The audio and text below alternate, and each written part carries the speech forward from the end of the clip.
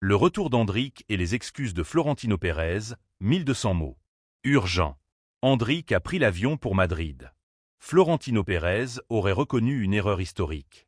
Et en coulisses, le Real Madrid tente d'éteindre un incendie interne qui aurait pu changer l'avenir du club. Index revers pointant vers la droite blanc avant d'aller plus loin, abonne-toi à la chaîne maintenant, laisse un like et active la cloche. Ici, on analyse tout sans filtre, avec les détails que personne n'ose expliquer. Après 2 mois tendus et remplis de spéculations à Lyon, le jeune attaquant brésilien est revenu dans la capitale espagnole. Les images de son arrivée à l'aéroport Adolfo Suárez Madrid-Baraja ont rapidement circulé. Endrick n'est pas revenu comme il est parti. Il est revenu plus mature, plus fermé, plus concentré. Selon plusieurs médias espagnols, dont Marca et AS, il aurait été accueilli par des membres du staff technique du Real Madrid. Aucun sourire excessif. Aucun geste théâtral. Juste un joueur déterminé à reprendre sa place. Mais la vraie question reste la même. Pourquoi est-il parti? Le prêt à Olympique Lyonnais avait surpris tout le monde. À ce moment-là, Endrick progressait, marquait des buts importants et gagnait progressivement la confiance du Santiago Bernabéu. Rien ne laissait présager un départ soudain vers la Ligue 1. Selon des révélations publiées par l'équipe et reprises par Mundo Deportivo, ce prêt n'aurait pas été une décision sportive classique. Il aurait été imposé en interne par l'entraîneur de l'époque, Xavi Alonso. Toujours selon ses sources, l'entraîneur aurait estimé que la présence d'Endrick perturbait la hiérarchie du vestiaire. Il aurait posé un ultimatum discret à la direction. Soit le jeune attaquant partait, soit lui-même réévaluait sa position au sein du club. Florentino Pérez aurait cédé. Un choix stratégique? Peut-être. Une erreur? C'est ce que beaucoup pensent aujourd'hui. Car 2 mois plus tard, Xavi Alonso est licencié. Le bal retour d'Endrick et les excuses de Flore. Le Real Madrid active une clause contractuelle permettant de rapatrier Endrick immédiatement. Oui, le contrat de prêt comportait une clause de retour anticipé en cas de changement significatif dans la situation sportive du club. Le licenciement de l'entraîneur entrait parfaitement dans ce cadre. Lyon n'aurait pas apprécié. Mais juridiquement, le club français ne pouvait rien faire. Le plus surprenant survient ensuite. Selon des informations relayées par AS, Florentino Pérez aurait convoqué Endrick à Valdebeba pour une réunion privée d'environ 40 minutes. Une réunion à huis clos. Sans caméra. Sans communiqué officiel. Et là, le président aurait présenté ses excuses. Un geste rarissime. Florentino Pérez n'est pas connu pour reconnaître publiquement ses erreurs face à un joueur de 18 ans. Pourtant, selon plusieurs sources proches du club, il aurait admis que le prêt n'aurait jamais dû avoir lieu. Il aurait expliqué que la pression interne avait influencé sa décision et que l'intérêt à long terme du club aurait dû primer. Endrick, de son côté, n'aurait montré aucune rancune. Il aurait simplement répondu qu'il voulait jouer, progresser et rendre heureux les supporters du Bernabéu. Ce détail change tout. Parce que dans cette histoire, le joueur qui aurait pu se rebeller est celui qui est resté silencieux. Professionnel.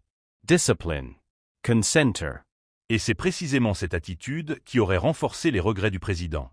Les spécialistes européens ont commencé à analyser le dossier. Certains parlent déjà d'un cas d'école en gestion de vestiaire.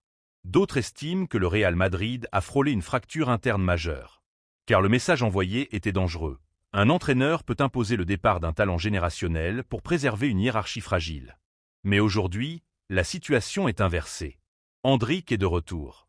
Xavi Alonso est parti. Et Florentino Pérez a corrigé sa trajectoire. Dis-moi en commentaire. Selon toi, un président doit-il toujours soutenir son entraîneur ou doit-il protéger ses jeunes talents à tout prix? En coulisses, l'ambiance serait partagée entre soulagement et tension. Soulagement de voir Endrick revenir. Tension face aux conséquences potentielles de cette affaire. Car dans un vestiaire comme celui du Real Madrid, chaque décision crée des ondes. Le retour du jeune attaquant ne signifie pas seulement une option offensive supplémentaire. Il symbolise une victoire personnelle.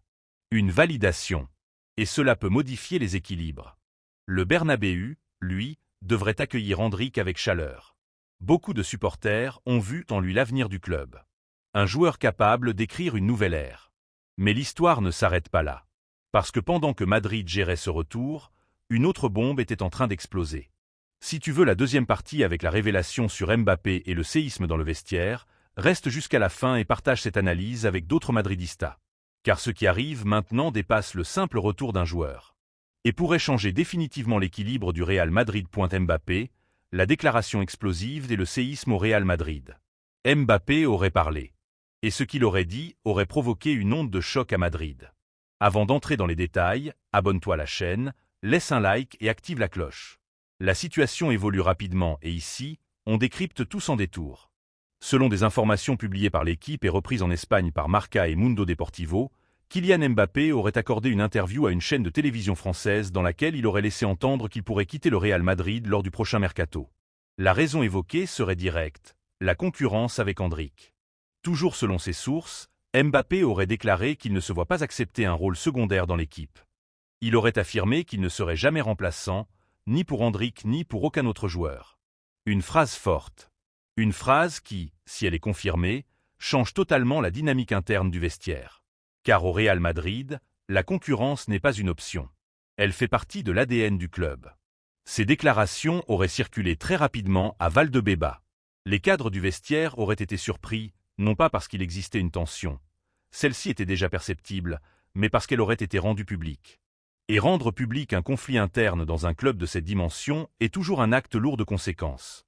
Selon plusieurs analystes espagnols, Mbappé aurait exprimé un malaise plus profond, celui de sentir que le projet sportif évolue dans une direction où il ne serait plus l'unique centre du jeu. L'émergence d'Endrick, son retour après l'épisode lyonnais et le soutien affiché de la direction auraient modifié l'équilibre symbolique du groupe. Dans un effectif rempli de stars, le statut compte. Et Mbappé est arrivé au Real Madrid comme le visage d'une nouvelle ère. Un recrutement galactique. Un transfert attendu pendant des années. Une signature présentée comme historique. Mais le football ne fonctionne pas uniquement sur la réputation. Il fonctionne sur la performance et la projection. Endrick représente l'avenir. Mbappé représente le présent. Et lorsque le présent sent l'avenir pousser derrière lui, la réaction peut être défensive. Les spécialistes européens ont commencé à analyser la situation. Certains estiment que Mbappé protège simplement son ambition personnelle. Un compétiteur de très haut niveau refuse naturellement de perdre sa place. D'autres, en revanche, considèrent que le timing et la méthode posent problème. Car dans un club comme le Real Madrid, les tensions doivent rester internes. Les grandes équipes règlent leurs conflits en silence. Les déclarations publiques peuvent fragiliser l'autorité de l'entraîneur et déstabiliser le groupe. L'entraîneur intérimaire, Álvaro Arbeloa, se retrouve dans une position extrêmement délicate. Selon des informations relayées par AS, il aurait insisté en interne sur un principe simple, les meilleurs jouent. Une phrase qui semble neutre, mais qui envoie un message clair. Le terrain décide. Pas les interviews.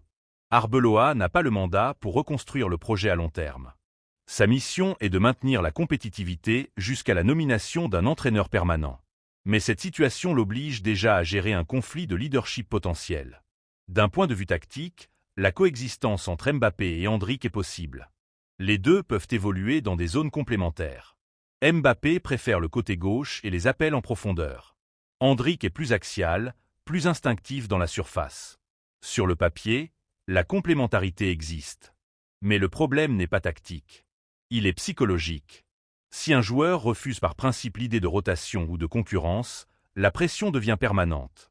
Et dans un vestiaire de haut niveau, la stabilité mentale est aussi importante que la qualité technique. Certains observateurs rappellent que le Real Madrid a déjà traversé des rivalités internes. L'histoire du club est remplie de compétitions entre stars mondiales. La différence ? La majorité de ces rivalités se réglaient sur le terrain. Aujourd'hui, le débat est devenu médiatique. Si Mbappé décidait réellement de partir, l'impact serait immense.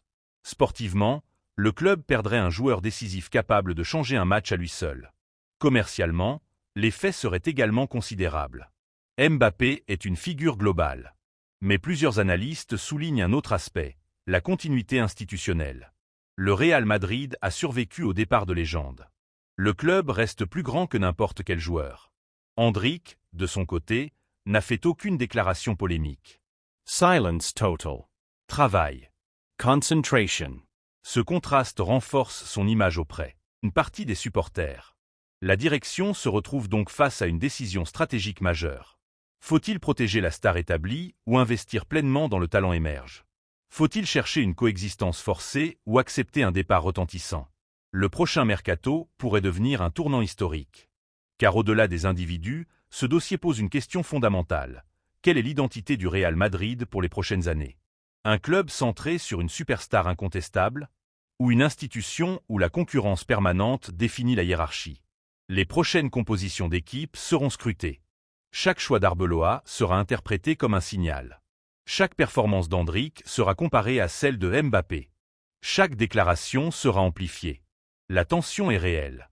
Mais elle peut aussi devenir un moteur. Dans les grandes équipes, la compétition interne élève le niveau général. Si Mbappé accepte le défi, le Real Madrid pourrait bénéficier d'une rivalité saine et spectaculaire. Si au contraire l'ego prend le dessus, la rupture deviendra inévitable. Et toi, si tu étais à la place de la direction, tu privilégierais la stabilité autour de Mbappé ou tu miserais sur l'avenir avec Hendrick? Donne ton avis en commentaire et partage cette analyse avec d'autres madridistas. Une chose est certaine, au Real Madrid, personne n'est au-dessus du club. L'histoire l'a prouvé à maintes reprises. La question maintenant est simple.